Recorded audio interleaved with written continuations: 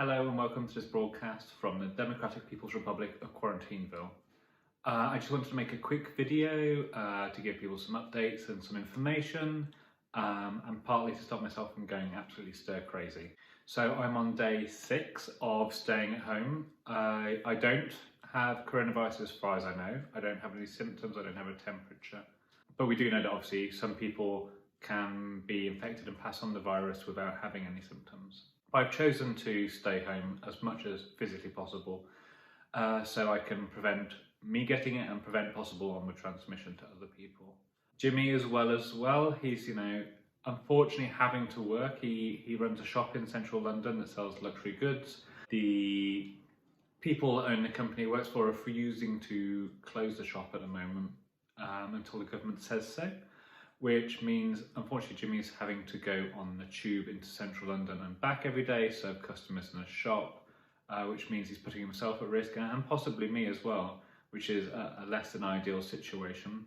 I'm self-employed, as many of you know, and most of my income comes from speaking gigs, corporate gigs, doing events, and understandably, most of those have been cancelled at the moment, or for the foreseeable future. So my income has taken a real nosedive. But stay strong, I've still got some social media work I do, and hopefully that's going to tick us off and over so we can afford food and hand soap. It's a weird time for a lot of us. It feels a bit like we're between Christmas and New Year's Eve. We're stuck at home, we're watching Netflix, we're watching repeats on BBC, we're day drinking because if we're stuck at home and we can't go outside, we might as well drink. I'm just very glad that Jimmy and I chose to stock up our wine fridge and the gin bar before all of this kicked off. So we should be good for a few weeks yet. Top tips we've been finding to stop each other going crazy is we bought a Nintendo Switch each before Christmas.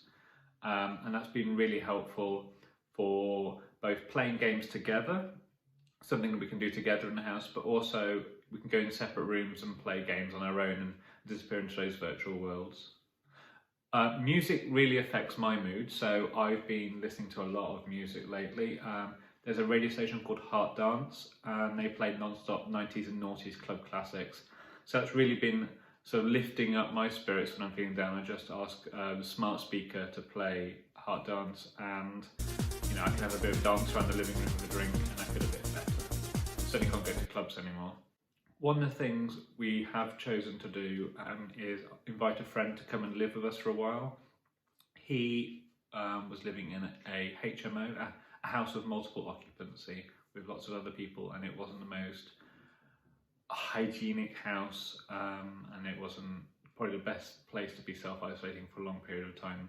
So we've set up the spare room for him and made room for him in the house and stuff so he can self-isolate here for a while and look after himself better. I've been getting a lot of questions online about HIV and coronavirus / COVID-19. So I wanted to give a couple of updates on that. This whole COVID situation is a brand new virus, so we don't know a whole lot about it. So what we're going off is the cases that have currently gone on in Italy and in China, as well as common standard practice around HIV and other infections. What the British HIV Association and European AIDS Clinical Society are saying so far is that if you have HIV, if you have a good viral load and a good CD4 count on treatment, you shouldn't be at any more risk of acquiring the virus or any more risk of having a more severe case of disease than anyone that is your age, gender, and general health. What is going to be an issue though is the fact that the majority of people living with HIV today are age 50 plus. So that's a risk factor in itself. And a lot of people living with HIV have other health conditions or comorbidities, which could complicate things. So your age and your comorbidities, your existing health factors, are more likely to be a risk than your HIV, we think at the moment.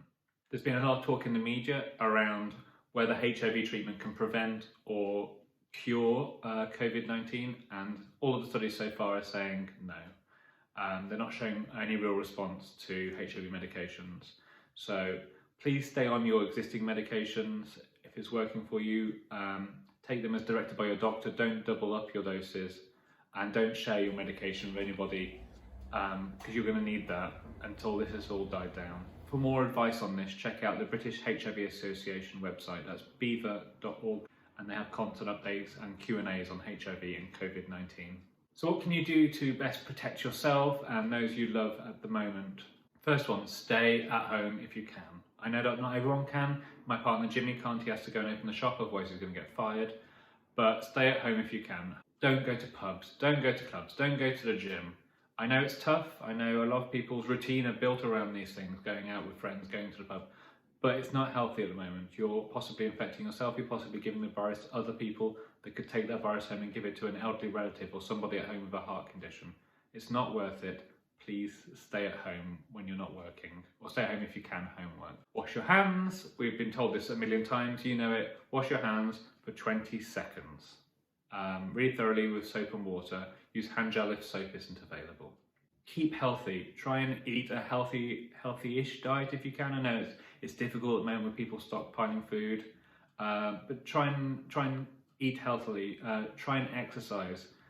You might have to exercise in your flat if you've got the virus and you're self-isolating. If you're just self-distancing like I am, perhaps exercise outside in an open space where you can be at least 2 meters away from somebody.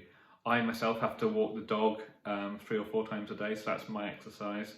I'm just keeping that 2 meter distance when I do take the dog out. I just wanted to thank all of the amazing NHS staff that are working so hard to look after us, to care for those that are in hospital.